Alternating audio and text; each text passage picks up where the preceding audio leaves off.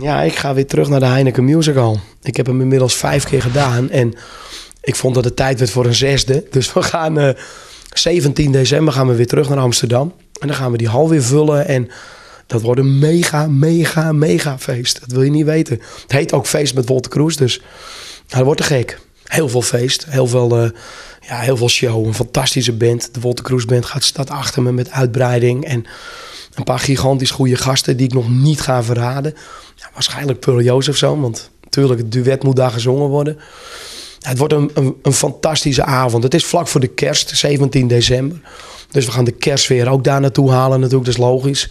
Ja, het wordt gewoon een 100% Wolter Kroes intiem. Maar toch heel groot. Koning van de Heineken Musical. Ja, dat weet ik niet. Ik ga hem nog wel een paar keer doen, denk ik. Want ik vind het een fantastische zaal. Het geluid is super. Het beste geluid van Europa, hè, zeggen ze nog steeds.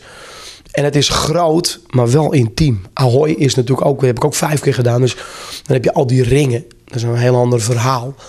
Maar de Heineken Musical is als het ware een soort van hele grote kroeg. Toch intiem.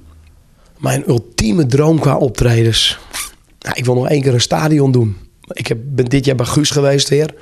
In Eindhoven. Nou, dat was weer helemaal te gek. En dat zou toch wel echt mijn ultieme droom zijn. Om nog 1 keer, nou, maar ook meerdere keren, maar 1 keer een heel groot stadion te vullen. En daar Wolter Kroes neer te zetten. Dat de mensen zoiets hebben van ja, de droom is uitgekomen.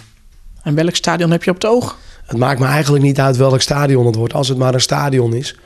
Ja, het meest voor de hand liggende is natuurlijk de Arena. Omdat ik in Zaandam woon. Ik woon vlak bij Amsterdam.